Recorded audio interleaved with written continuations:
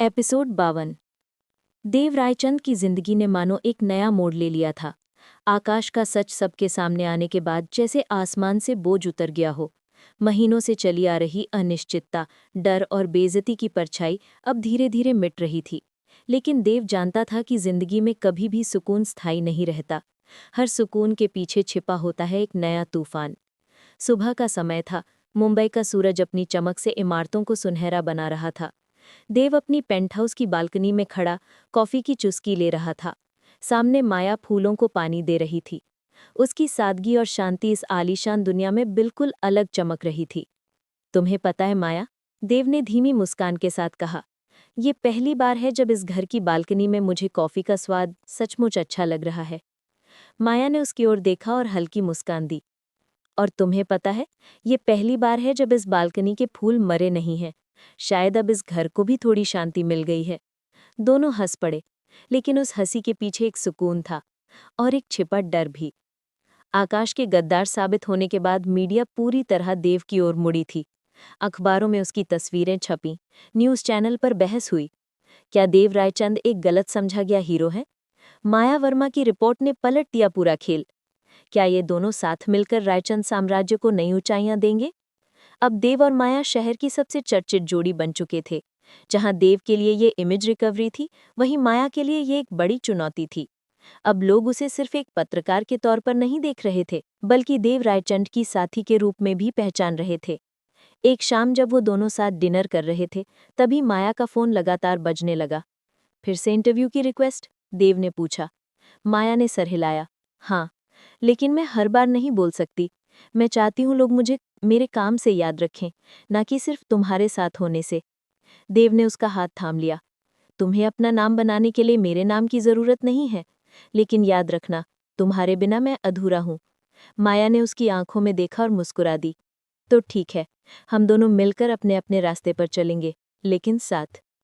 लेकिन सब कुछ इतना आसान नहीं था। आकाश का खेल खत्म हो चुका था, लेकिन वो जेल जाने से पहले एक बात कह गया था। देव, तुम सोचते हो कि मैंने अकेले ये सब किया? असली खेल तो अब शुरू होगा। तुम नहीं जानते कि तुम्हारे अपने ही दुश्मन कौन है। देव ने उस समय इसे उसकी हताशा समझकर नजरअंदाज कर दिया था, लेकिन अब वो शब्द उसके दिमाग में गूंज रहे थे। उस रात देव अपने ऑफिस में देर तक बैठा रहा। फाइलों, रिपोर्ट्स और सुरक्षा दस्तावेजों के बीच उसे कुछ अनियमित लेन देन मिले। ऐसे ट्रांसफर जो सिर्फ आकाश का काम नहीं हो सकते थे। देव की भौहें सिकुड़ गईं। तो इसका मतलब कोई और भी शामिल था। देर रात माया ने देव को ऑफिस से बाहर खींचा। कितनी देर तक ऐसे ही खोए रहोगे? थोड़ी देर के लिए सब भूल जाओ। देव ने उसकी ओर देखा। भूलना चाहता हूँ माया, लेकिन अगर सच में कोई और दुश्मन है तो हमें और सावधान रहना होगा। माया ने उसका चेहरा अपने हाथों में लिया। देव, तुम अकेले नहीं हो। अगर कोई दुश्मन है तो उसका सामना हम दोनों करेंगे। याद है ना, हमने वादा किया था। देव की आंखें पिघल गई। उसने माया को अपनी बाहों में खींच लिया। हाँ, वादा है, और मैं कभी इसे तोड़ूंगा नहीं। दोनों कुछ देर एक दूसरे के आलिंगन में खोए रहे। बाहर समुद्र की लहरें थपेड़े मार रही थीं, मानो जिंदगी का संगीत गुनगुना रही हों। अगले दिन देव ने प्रेस कॉन्फ्रेंस रखी। माया उसके बगल में खड़ी थी। कैमरे चमक रहे थे। देव ने माइक थामा। आज मैं सिर्फ अपनी कंपनी के बारे में बात नहीं करूंगा। मैं उस जिम्मेदारी के बारे में बात करूंगा जो हर बड़े बिजनेसमैन पर होती है। रायचंद ग्रुप अब सिर्फ मुनाफा कमाने वाली कंपनी नहीं रहेगा। हम शिक्षा और स्वास्थ्य के लिए एक नई फाउंडेशन शुरू कर रहे हैं, और इस काम में माया वर्मा मेरी पार्टनर होंगी। कमरे में तालियां गूंज उठीं। पत्रकार सवाल पूछने लगे। क्या इसका मतलब है कि माया अब सिर्फ पत्रकार नहीं रही? क्या यह आपका पब्लिक इमेज सुधारने का नया तरीका है? माया ने आत्मविश्वास से जवाब दिया, नहीं, ये हमारा सच है। अगर समाज ने हमें इतना दिया है तो उसे लौटाना हमारी जिम्मेदारी है। देव ने उसकी ओर गर्व से देखा। यही वजह है कि मैं इस लड़की पर अपनी पूरी दुनिया दांव पर लगा सकता हूँ। कॉन्फ्रेंस खत्म होने के बाद देव और माया होटल के लॉबी से निकल रहे थे। तभी एक अजनबी उनके सामने आया। उसके हाथ में एक लिफाफा था। मिस्टर रायचंद, ये आपके लिए है। देव ने लिफाफा लिया, लेकिन जब तक वो उस आदमी से कुछ पूछ पाता, वो भीड़ में गायब हो गया। देव ने लिफाफा खोला। अंदर सिर्फ एक लाइन लिखी थी, आकाश तो सिर्फ मोहरा था, असली खिलाड़ी अभी छिपा है, और वो तुम्हारे बहुत करीब है। देव का चेहरा ठंडा पड़ गया। माया ने कागज पढ़ा और उसकी ओर देखा। देव, इसका मतलब? देव ने धीरे से कहा, इसका मतलब खेल अभी खत्म नहीं हुआ। उस रात माया देव के साथ बालकनी में खड़ी थी। हवा में अजीब सी बेचैनी थी। देव, क्या तुम्हें डर नहीं लगता? माया ने पूछा। देव ने उसकी ओर देखा। डर तो लगता है माया, लेकिन जब तुम मेरे साथ होती हो तो लगता है कोई भी लड़ाई हम जीत सकते हैं। माया ने उसकी हथेली थाम ली। तो फिर आओ, इस बार भी डर को जीत में बदलते हैं। देव ने उसकी आंखों में गहराई से झांका और हल्के से मुस्कुरा दिया। हाँ, लेकिन इस बार हमें और सतर्क रहना होगा, क्योंकि दुश्मन वही है जो हमें सबसे करीब से जानता है। कैमरा मानो दूर चला गया। दोनों साथ खड़े थे, शहर की ऊंचाई पर, लेकिन दिल में अनिश्चितता और डर। कहानी का अगला अध्याय अब और गहरा होने वाला था। महल के प्रांगण में उस दिन का नज़ारा और भी अजीब था। जहां आम दिनों में शाही सैनिकों की टोह और दासी दासियों की भागदौड़ रहती थी, आज वहां एक अजीब सी खामोशी पसरी हुई थी। हवा तक जैसे बोझिल हो चुकी थी, मानो आने वाले तूफान की आहट को पहले से भांप चुकी हो। आरव अपने कक्ष में टहल रहा था। उसकी आंखें किसी बेचैन दरिंदा सी इधर उधर घूम रही थीं। भीतर की बेचैनी ने उसकी चाल को और तेज कर दिया था। आरव मन ही मन, ये सब मेरे हाथ से फिसलता क्यों जा रहा है? सुहानी, वो क्यों मुझे ठुकराती रहती है?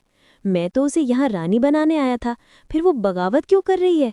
और ऊपर से विराज, वो हर बार उसके करीब कैसे पहुंच जाता है? उसके मन की आग चेहरे पर साफ झलक रही थी। तभी दरवाजे पर दस्तक हुई। महाराज, दरबान बोला। विराज अभी अभी किले में दाखिल हुआ है। वो सीधा सुहानी से मिलने के लिए गया है। ये सुनते ही आरव का खून खौल उठा। उसकी मुट्ठियां कस गईं। विराज हमेशा वही रास्ते में कांटा बनकर क्यों आता है? अब की बार मैं उसे इतनी आसानी से नहीं छोड़ूंगा। सुहानी खिड़की के पास खड़ी थी। उसकी आंखें दूर आसमान में कहीं गुम थीं। उसके भीतर का संघर्ष साफ झलक रहा था। क्या वो अपने दिल की सुने या किले की दीवारों में बंधे उस समझौते की? तभी विराज अंदर आया। उसके चेहरे पर थकान तो थी, लेकिन आंखों में वही पुरानी गर्मजोशी चमक रही थी। सुहानी, उसने धीरे से कहा। सुहानी पलटी। उसकी आंखों में नमी तैर गई। सुहानी, तुम क्यों आए हो विराज? क्या तुम्हें अंदाजा है कि अगर किसी ने हमें साथ देख लिया तो क्या होगा? विराज उसके करीब आया। उसके स्वर में दृढ़ता थी। मैं डरकर भागने वालों में से नहीं हूं सुहानी, तुम अकेली नहीं हो, और अब तो मुझे यकीन है कि आरव तुम्हें कभी चैन से जीने नहीं देगा। उसे सिर्फ हक जताना आता है, प्यार करना नहीं। सुहानी का गला भर आया। उसके होंठ कांप उठे। लेकिन विराज, अगर उसने तुम्हें कुछ कर दिया तो? मैं तुम्हें खो नहीं सकती। विराज ने उसका हाथ थाम लिया। खोना? सुहानी, मैंने तो अब जीना ही तुम्हारे लिए शुरू किया है। मैं तुम्हारे बिना अधूरा हूं, और अब वक्त आ गया है कि हम आरव को उसकी असली औकात दिखाएं। सुहानी की पलकों से आंसू ढलके उसने विराज को कसकर गले लगा लिया। वो पल मानो उसके सारे डर को पिघला गया। लेकिन ठीक उसी वक्त दरवाजे के बाहर आरव खड़ा था। उसकी आंखों में जलन और पागलपन दोनों भर चुके थे। उसने दोनों को गले मिलते देखा और उसकी मुट्ठियां खून से सफ़ेद हो गईं। रात ढल चुकी थी। महल की दीवारों पर मशालें जल रही थीं, लेकिन किले का माहौल और भी तनावपूर्ण हो चुका था। आरव ने अपने सबसे वफादार सैनिकों को बुलाया। आरव ने कड़क आवाज में कहा, विराज को महल से जिंदा बाहर न जाने दो, और अगर सुहानी उसके साथ खड़ी मिले तो उसे भी कैद कर लो। अब ये खेल मेरे हाथ से निकलता जा रहा है, मुझे उसे यहीं रोकना होगा। सैनिकों ने सिर झुका लिया। उधर सुहानी और विराज ने तय किया कि अब भाग निकलना ही एकमात्र रास्ता है। विराज, सुहानी आधी रात को पश्चिमी द्वार पर मिलना, वहां से बाहर निकलने का रास्ता है। हम इन दीवारों से हमेशा के लिए आज़ाद हो जाएंगे। सुहानी ने सिर हिला दिया, लेकिन उसकी चेहरे पर चिंता साफ थी। अगर आरव को पता चल गया तो? विराज हल्की मुस्कान के साथ, तो फिर लड़ेंगे, लेकिन अब छुपकर जीने से तो अच्छा है कि सामने से लड़कर हारे। घड़ी ने 12 बजाए।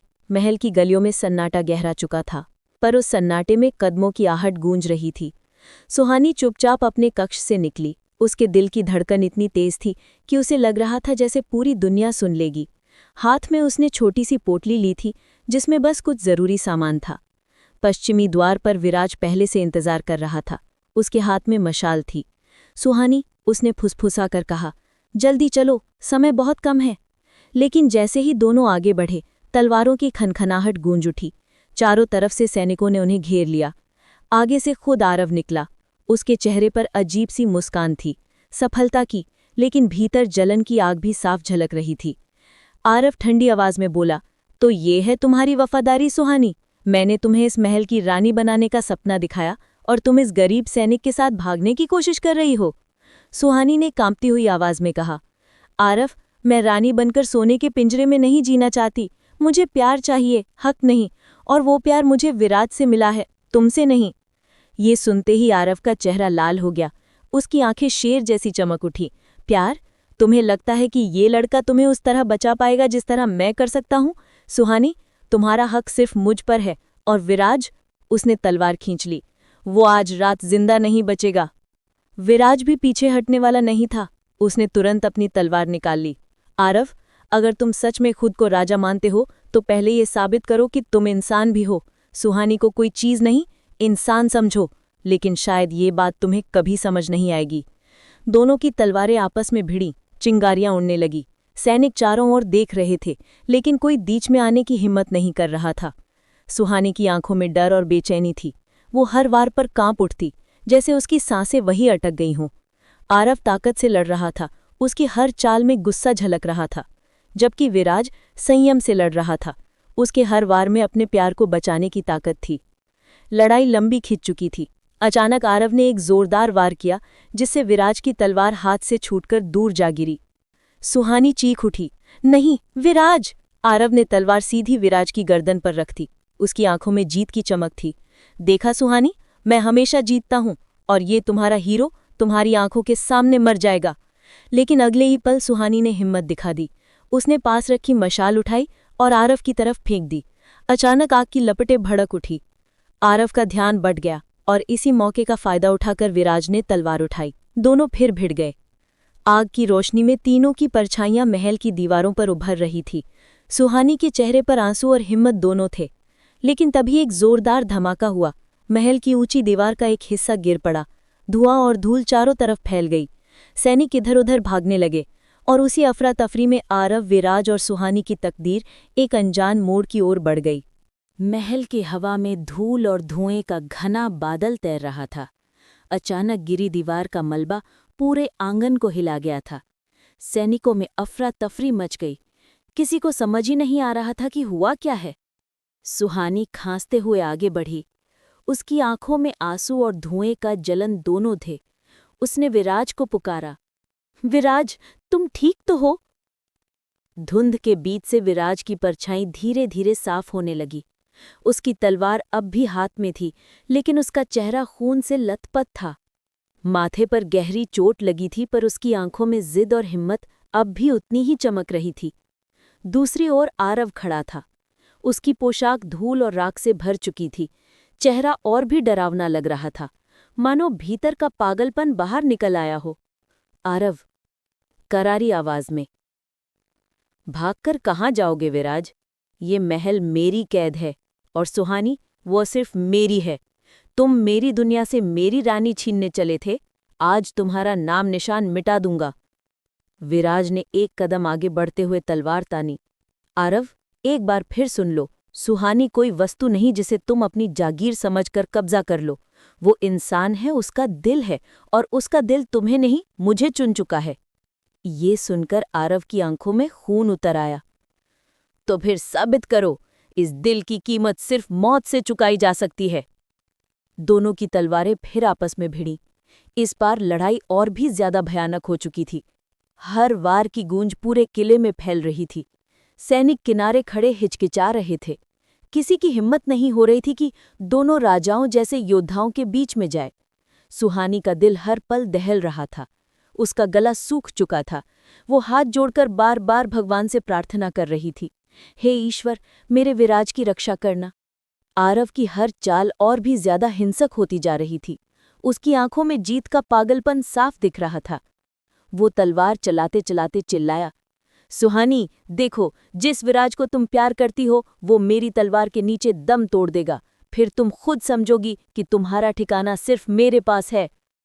विराज ने थके हुए भी हिम्मत नहीं छोड़ी। तेरे पास ताकत हो सकती है आरव, लेकिन तेरे पास दिल नहीं है, और प्यार सिर्फ दिल से जीता जाता है, तलवार से नहीं।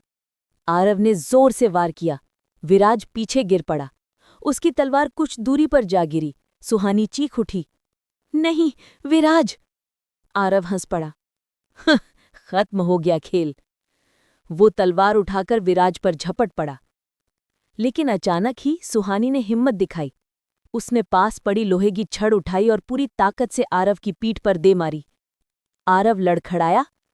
उसका ध्यान बंटते ही विराज ने मौका पाकर अपनी तलवार पकड़ ली और खड़ा हो गया। विराज, पीछे हटो, अब ये लड़ाई मैं खत्म करूंगा। आरव गुस्से से तिलमिला उठा। तुम दोनों मुझे चुनौती दे रहे हो? ठीक है, तो तुम्हें साथ ही मरना होगा। लड़ाई और भी तेज हो गई। दोनों तलवारें अब बिजली सी चमक रही थीं। हर वार के साथ चिंगारियां उछल रही थीं। आखिरकार विराज ने एक चालाकी दिखाई। उसने पहले आरव को दाईं ओर भटकाया और फिर अचानक बाएं से वार कर दिया। आरव की तलवार हाथ से छूट गई। वो जमीन पर गिर पड़ा। उसकी आंखों में अविश्वास था। नहीं, ये कैसे हो सकता है? मैं कभी हार नहीं सकता। विराज ने उसकी तरफ तलवार तान दी, लेकिन फिर उसने तलवार नीचे गिरा दी। आरव, मैं तुम्हें मारकर जीतना नहीं चाहता। तुम्हारी हार यही काफी है कि सुहानी ने मुझे चुना है, तुम्हें नहीं। सुहानी दौड़कर विराज के गले लग गई। उसकी आंखों से आंसू बह रहे थे। तुम ठीक हो ना? मुझे लगा मैं तुम्हें खो दूंगी। विराज ने उसके माथे पर हाथ रखा। अब कोई हमें जुदा नहीं कर सकता सुहानी। आरव घुटनों के बल बैठ गया। उसकी आंखें सूनी पड़ गईं। सुहानी, मैंने तुम्हें हमेशा अपनी चीज समझा, लेकिन तुम तो इंसान हो और मैंने कभी तुम्हारा दिल समझने की कोशिश ही नहीं की। उसकी आवाज भारी हो चुकी थी। शायद मेरी सजा यही है कि मैं अकेला रह जाऊं। वो धीरे धीरे उठकर पीछे हट गया। सैनिक भी स्तब्ध खड़े थे। धुएं और आग की हलचल धीरे धीरे थम रही थी। महल की टूटी दीवार से चांदनी भीतर आ रही थी। विराज और सुहानी हाथों में हाथ डाले खड़े थे। उस पल उन्हें लग रहा था कि सारी कैद की जंजीरें टूट चुकी हैं। सुहानी धीरे से, अब हमें कोई नहीं रोक पाएगा विराज। हमने बहुत सहा है। अब हमें बस जीना है, अपने लिए। विराज मुस्कुराया। हाँ सुहानी, ये हमारी नई शुरुआत होगी। दोनों साथ साथ बाहर की ओर बढ़े। सैनिक भी उनके रास्ते से हट गए। लेकिन जैसे ही वो महल से बाहर निकले, दूर से किसी ने उन्हें देखा। एक परछाई अंधेरे में खड़ी थी। उसकी आंखों में चमक थी और हाथ में एक पुराना राजसी प्रतीक। उसने धीमे स्वर में कहा, खेल अभी खत्म नहीं हुआ है, असली राज तो अब शुरू होगा। महल की टूटी हुई दीवारों से आती चांदनी अब और भी उजली लग रही थी। चारों ओर सन्नाटा पसर चुका था। बस कभी कभी टूटे पत्थरों से गिरती धूल की आवाज सुनाई देती। आरव हार कर घुटनों पर बैठा था और विराज व सुहानी एक दूसरे का हाथ थामे खड़े थे। लेकिन सन्नाटे में छिपा तूफान अब भी बाकी था। दूर महल की ऊंचाई से किसी परछाई ने उन्हें देख लिया था। उस परछाई की आंखों में गहरी चमक थी, मानो वो किसी नए खेल की शुरुआत करने वाला हो। आरव की सांसें भारी हो रही थीं। उसकी तलवार जमीन पर गिरी पड़ी थी। उसने सुहानी की ओर देखा, फिर विराज की ओर। उसकी आंखों में गुस्से की जगह अब पछतावा था, लेकिन वो पछतावा भी उसकी हार के सामने बेमानी लग रहा था। आरव टूटे स्वर में कहा, सुहानी, मैंने जिंदगी भर सबको जीतना चाहा, लेकिन कभी किसी का दिल जीतने की कोशिश नहीं की। शायद इसलिए आज मैं हार गया। सुहानी ने उसकी ओर देखा। उसकी आंखों में एक पल के लिए दया झलक गई, मगर अगले ही क्षण उसने खुद को संभाल लिया। आरव, जो प्यार जबरदस्ती छीना जाए वो तुम्हें कभी खुशी नहीं देगा। काश तुमने ये पहले समझ लिया होता। आरव ने गहरी सांस ली और सिर झुका दिया। शायद अब बहुत देर हो चुकी है। वहीं दूसरी ओर महल के अंधेरे कोने में खड़ी परछाई अब धीरे धीरे आगे बढ़ रही थी। उसके हाथ में एक पुराना राजसी प्रतीक था, सोने की बनी हुई एक चाबी जैसी वस्तु जिस पर पुरातन अक्षरों की नक्काशी थी। उस परछाई ने बुदबुदाकर कहा, तुम सब सोचते हो कि खेल खत्म हो गया, पर असली खेल तो अब शुरू होगा। विराज, सुहानी, तुम्हें उस राज का अंदाजा भी नहीं है जो इस महल की नींव में दफन है। उसकी आवाज ठंडी और रहस्यमयी थी। विराज ने सुहानी का चेहरा अपने हाथों में लिया। सब खत्म हो गया सुहानी, अब कोई हमें नहीं रोक सकता। चलो इस अंधेरे महल को छोड़कर अपने नए जीवन की ओर बढ़ते हैं। सुहानी मुस्कुराई, लेकिन उसकी आंखों में अब भी हल्का सा डर था। हाँ विराज, लेकिन मुझे लगता है कुछ अब भी बाकी है। ये शांति असली नहीं लगती। विराज ने उसे कसकर गले लगाया। डरो मत, जब तक मैं हूं तुम्हें कुछ नहीं होगा।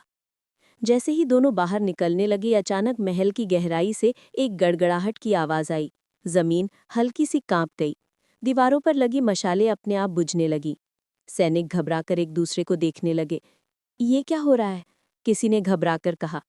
आरव ने भी सिर उठाकर देखा। उसके चेहरे पर एक अजीब सा डर था। ये आवाज, ये तो मैंने पहले भी सुनी है। इसका मतलब, वो वाक्य पूरा भी नहीं कर पाया था कि महल की जमीन का एक हिस्सा अचानक धसक गया। धसकती जमीन के बीच से एक गुप्त मार्ग उभर आया। चारों ओर धूल उड़ने लगी। जमीन के नीचे अंधेरा था, मगर भीतर से हल्की सी नीली रोशनी झलक रही थी। विराज ने तलवार संभालते हुए सैनिकों को पीछे हटने का इशारा किया। सावधान रहो, ये कोई सामान्य रास्ता नहीं लगता। सुहानी ने कांपते स्वर में पूछा, क्या ये कोई रहस्य है जो सदियों से छुपा था? आरव हंस पड़ा। इस बार उसकी हंसी में दर्द और कटाक्ष दोनों थे। हाँ, यही है वो राज जो इस किले को शापित बनाता आया है। मैं इस राज से डरता था, लेकिन लगता है अब ये खुद सामने आने को तैयार है। तभी वो रहस्यमयी परछाई धीरे धीरे गुप्त मार्ग से बाहर आई। उसके हाथ में चमकता हुआ प्रतीक था। उसका चेहरा अब आंशिक रूप से साफ दिख रहा था। काले लबादे में लिपटा, आंखों में लाल चमक और होठों पर ठंडी मुस्कान। परछाई ने गंभीर स्वर में कहा, तो आखिरकार किस्मत ने तुम सबको इस जगह ला ही दिया। विराज, सुहानी, आरव, तीनों एक ही धागे से बंधे हुए हो, और वो धागा है इस महल का अनंत शाप। विराज ने तलवार तानी। तुम कौन हो और ये शाप क्या है? परछाई ने कदम आगे बढ़ाए। मेरा नाम तुम्हारे लिए मायने नहीं रखता, लेकिन ये जान लो कि इस महल की नींव में जो रहस्य छिपा है वही तय करेगा कि तुम्हारा भविष्य कैसा होगा। परछाई ने प्रतीक ऊंचा उठाया। सदियों पहले इस किले का निर्माण सिर्फ सत्ता के लिए नहीं हुआ था। यहाँ एक प्राचीन शक्ति को कैद किया गया था, ऐसी शक्ति जो इंसान के दिल और दिमाग दोनों को अपने वश में कर ले। यही कारण है कि जो भी इस महल का मालिक बना, वो धीरे धीरे पागलपन और विनाश की ओर बढ़ा। आरव ने कांपती हुए कहा, यानी मेरी हालत, मेरे गुस्से, सबका कारण यही है? परछाई मुस्कुराई। हाँ, तुम उस शाप की पकड़ में आ चुके थे, और अब विराज, तुम्हारी बारी है। सुहानी ने डरकर विराज का हाथ कसकर पकड़ लिया। नहीं, मैं ये होने नहीं दूंगी। परछाई ने गुप्त मार्ग की ओर इशारा किया। अगर तुम सच में सुहानी को बचाना चाहते हो विराज, तो तुम्हें इस मार्ग के भीतर जाना होगा। वहां वो शक्ति है जिसे नष्ट करना होगा, लेकिन सावधान रहना, हर कदम तुम्हें मौत के करीब ले जाएगा। विराज ने दृढ़ नजर से कहा, मैं तैयार हूं। जब तक सुहानी मेरे साथ है, मुझे कोई नहीं हरा सकता। सुहानी ने सिर हिलाकर कहा, मैं भी तुम्हारे साथ जाऊंगी। ये लड़ाई सिर्फ तुम्हारी नहीं है, हमारी है। आरव ने धीमे स्वर में कहा, और शायद ये मेरी प्रायश्चित का मौका है। मैं भी चलूंगा। तीनों ने हिम्मत जुटाकर उस गुप्त मार्ग में कदम रखा। सैनिक बाहर ही रुक गए। जैसे ही वो भीतर बढ़े, वातावरण ठंडा और भारी होता चला गया। दीवारों पर अजीब आकृतियां बनी थीं, जिनसे हल्की नीली रोशनी निकल रही थी। हर कदम पर लगता था जैसे कोई अदृश्य शक्ति उन्हें रोक रही है। सुहानी का दिल तेज धड़क रहा था। उसने फुसफुसाकर कहा, विराज, मुझे डर लग रहा है। ये जगह जीवित नहीं, बल्कि मृत आत्माओं से भरी लगती है। विराज ने उसका हाथ थामकर कहा, डरो मत, हम साथ हैं, और जब तक साथ हैं कोई हमें तोड़ नहीं सकता। आरव चुपचाप चल रहा था। उसके चेहरे पर डर और अपराधबोध दोनों साफ दिख रहे थे। जैसे जैसे वो आगे बढ़े, अचानक उनके सामने एक विशाल दरवाजा आया। दरवाजे पर वही प्रतीक उकेरा गया था जो परछाई के हाथ में था। दरवाजे से तेज नीली रोशनी फूट रही थी, और भीतर से किसी की दबी हुई चीखें सुनाई दे रही थी। परछाई पीछे से हंस पड़ी। तो अब फैसला होगा, जो इस दरवाजे के भीतर जाएगा वही असली मालिक कहलाएगा। पर याद रखना, ये दरवाजा सिर्फ एक को स्वीकार करेगा। विराज, सुहानी और आरव ने एक दूसरे की ओर देखा। अब असली परीक्षा शुरू होने वाली थी। बरसात की रात थी। हवाएं रह रहकर खिड़कियों को झंझोर रही थी, और बादल लगातार गरज रहे थे। माया की धड़कनें तेज थीं, जैसे उसकी छाती से बाहर निकलकर इस अंधेरे में खो जाना चाहती हों। आज का दिन, आज की रात, सब कुछ उसका और देव का रिश्ता बदलने वाली थी। देव कमरे में खड़ा था। उसकी आंखों में एक ऐसी गहराई थी जिसे पढ़ना आसान नहीं था। उसके चेहरे पर आत्मविश्वास भी था और चिंता भी। उसने धीरे से कहा, माया, अब सच छिपाने का कोई मतलब नहीं। ये खेल, ये राज सब खत्म करना होगा। माया ने कांपते होठों से पूछा, तो तुम तैयार हो सबको सच बताने के लिए? देव ने उसकी ओर देखा। उसकी आंखें अंधेरे में भी चमक रही थीं। तैयार हूं, लेकिन सवाल ये है, क्या तुम मेरे साथ खड़ी रहोगी? माया की सांसें रुक सी गईं। उसे याद आया कैसे उसने इस पूरे सफर में हर बार देव पर भरोसा किया था, चाहे वो रहस्यमयी कॉन्ट्रैक्ट हो या वो पल जब देव ने पहली बार अपना दिल खोला था। वो आगे बढ़ी और देव का हाथ थाम लिया। मैं हमेशा तुम्हारे साथ रहूंगी, चाहे हालात जैसे भी हों। देव ने पहली बार गहरी राहत की सांस ली। उसकी उंगलियां माया की उंगलियों में कस गईं, मानो उसे यकीन हो गया हो कि अब चाहे तूफान कितना भी बड़ा क्यों ना हो, वे दोनों मिलकर उसे झेल लेंगे। अगली सुबह जब दोनों प्रेस कॉन्फ्रेंस के लिए पहुंचे तो हॉल कैमरों और फ्लैश से भर चुका था। हर रिपोर्टर की नज़र देव पर थी। वो अरबों की कंपनी का मालिक, रहस्यमयी सीक्रेट्स का राजा, अब सच बताने वाला था। देव ने माइक उठाया और शांत स्वर में बोला, आज मैं एक सच्चाई आपके सामने रखना चाहता हूँ। ऐसी सच्चाई जिसे मैं अब तक छुपाता आया हूँ। मैंने अपने परिवार, अपने बिजनेस और अपनी पहचान को बचाने के लिए बहुत खेल खेले, लेकिन आज मुझे एहसास हुआ है कि सच छिपाना केवल और ज्यादा दर्द देता है। पूरे हॉल में सन्नाटा छा गया। देव की नज़र माया पर पड़ी, जो पहली पंक्ति में बैठी थी। उसने सिर हिलाकर उसे हिम्मत दी। देव ने आगे कहा, जिस कॉन्ट्रैक्ट के बारे में अफवाहें उड़ रही थीं, वो सच था। लेकिन वो रिश्ता सिर्फ एक खेल नहीं था। उस कॉन्ट्रैक्ट ने मेरी जिंदगी बदल दी, क्योंकि उसी ने मुझे माया से मिलवाया, और आज मैं ये स्वीकार करता हूँ कि मैं उससे प्यार करता हूँ। कैमरों की फ्लैश फिर से तेज हो गई। रिपोर्टर एक साथ सवाल करने लगे, क्या इसका मतलब है आप शादी करने वाले हैं? आपकी कंपनी पर इसका क्या असर पड़ेगा? क्या ये सब पब्लिसिटी स्टंट था? देव ने हाथ उठाकर सबको शांत किया। नहीं, ये किसी भी तरह का स्टंट नहीं था। ये मेरी सच्चाई है, और मेरी कंपनी को अब सच के साथ जीना होगा, झूठ के साथ नहीं। लेकिन जैसे ही देव ने ये ऐलान किया, सामने से एक कड़वी आवाज आई, वाह, क्या नाटक रचाया है। सबकी नजरें मुड़ी। वहां खड़ा था विक्रम, देव का सबसे बड़ा बिजनेस प्रतिद्वंदी। उसके चेहरे पर व्यंग्य भरी मुस्कान थी। देव, तुम सोचते हो कि ये सब मान लेंगे, कि तुम्हारे प्यार की कहानी तुम्हारी कंपनी को बचा लेगी? भूल जाओ, असली दस्तावेज मेरे पास हैं, जिनसे साबित होगा कि तुम्हारा पूरा साम्राज्य फर्जी समझौतों और धोखे पर टिका है। हॉल में हड़कंप मच गया। माया खड़ी हुई। उसकी आंखों में गुस्सा और साहस दोनों थे। तुम्हें लगता है कि सच तुम्हारे पास है, लेकिन असली सच ये है कि तुम्हारी चालें अब दुनिया के सामने आने वाली हैं। देव ने माया का हाथ थामा और सीधा सबके सामने कहा, हाँ विक्रम, तुमने कई बार हमें तोड़ने की कोशिश की, लेकिन तुम्हारी चालें अब काम नहीं आएंगी। हमारे पास सबूत है कि तुम ही ने मेरी कंपनी को बर्बाद करने के लिए झूठे कॉन्ट्रैक्ट बनाए थे, और आज वो सबूत दुनिया देखेगी। देव ने अपनी टीम को इशारा किया। बड़े पर्दे पर तुरंत कई डॉक्यूमेंट्स और वीडियो प्रोजेक्ट होने लगे, जिनमें साफ दिख रहा था कि विक्रम ने ही धोखाधड़ी करके कंपनी के खिलाफ साजिशें रची थीं। रिपोर्टरों के कैमरे अब विक्रम की ओर घूम गए। उसका चेहरा सफ़ेद पड़ गया। माया ने धीरे से देव का हाथ दबाया। देव ने गहरी सांस लेकर सबको संबोधित किया, मैंने अपनी गलतियां स्वीकार की हैं, लेकिन मेरी सबसे बड़ी जीत ये है कि मुझे एक साथी मिला जिसने हर मोड़ पर मेरा साथ दिया। आज मैं सबके सामने कहता हूँ, मैं माया से शादी करूंगा। यही मेरी जिंदगी का सच है। पूरा हॉल तालियों से गूंज उठा। माया की आंखों में आंसू आ गए। वो मंच पर आई और देव के पास खड़ी हो गई। देव ने उसके कंधे पर हाथ रखा और कैमरों के सामने हल्की मुस्कान दी। उस रात जब सब खत्म हो गया, दोनों छत पर खड़े होकर शहर की रोशनी देख रहे थे। हवाएं ठंडी थी, लेकिन उनके दिल गर्मजोशी से भरे हुए थे। माया ने फुसफुसा कर कहा, आज सब कुछ खत्म हुआ लगता है। देव ने उसकी ओर देखते हुए कहा, नहीं माया, आज से असली सफर शुरू हुआ है। वो झुककर उसके माथे को चूमा, और उसी पल माया को एहसास हुआ, अब चाहे भविष्य में कितनी भी चुनौतियां आएं, वे साथ मिलकर सबका सामना करेंगे। माया मुस्कुराते हुए बोली, वैसे एक बात बताऊं? देव ने पूछा, क्या? वैसे एक बात बताऊं, तुम्हारी ये सीरियस प्रेस कॉन्फ्रेंस देखकर मुझे लग रहा था कि कहीं तुम अचानक घुटनों पर बैठकर शादी का प्रपोजल तो नहीं कर दोगे। देव हंस पड़ा, तो क्या हुआ अगर करता? वैसे भी अब सबको पता चल गया है।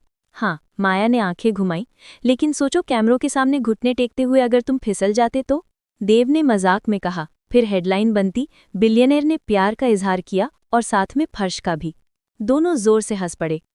कैमरे, साजिशें, डर सब पीछे छूट चुका था। अब उनके पास सिर्फ सच्चाई थी और एक दूसरे का साथ। चांदनी रात में देव ने माया को बाहों में भर लिया। अब कोई कॉन्ट्रैक्ट नहीं, कोई झूठ नहीं, सिर्फ हम दोनों और हमारा प्यार। माया ने आंखें बंद करके उसकी बाहों में खुद को समर्पित कर दिया।